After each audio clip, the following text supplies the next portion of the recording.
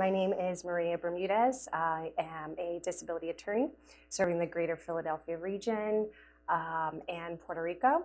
And I'm the founding attorney of the Disability Advocacy Group, disabilityadvocacygroup.com.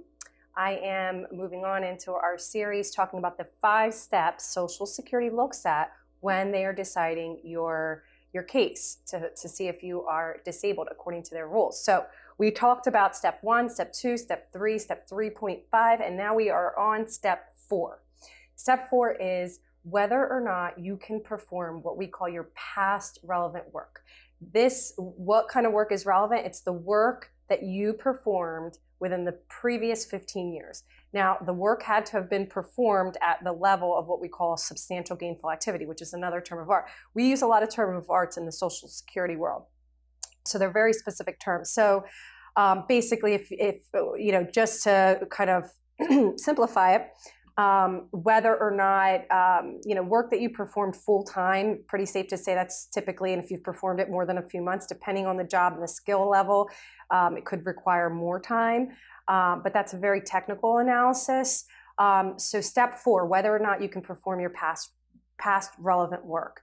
The work that you performed within the last 15 years. So think of your job titles. You know, Social Security is going to ask, okay, can you perform the kind of work that you used to? If you can, you're not disabled. If you can't, then they may or may not go on to step 5. It really depends on your case. It depends on your age. It depends on certain other factors. This is important specifically for people who are 50 and older because the rules are different. So you could be 50 years old and still capable of sedentary work, which is seated work.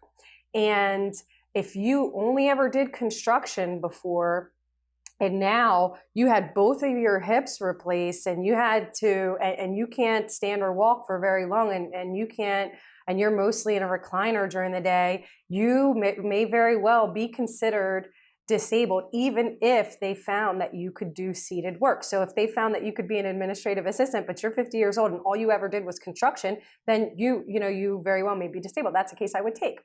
So step 4, again, is whether or not you can perform your past relevant work. And past relevant work is work that was performed, at a certain level in terms of income and performed long enough for you to know how to do it over the previous 15 years. And again, so if you can perform your past relevant work, you're not disabled. If you cannot perform your past relevant work, you may be disabled depending on your age. If you are younger than 50 and you cannot perform your past relevant work, then we're typically going to go on to step 5. So step 5 of the process will be in the next video.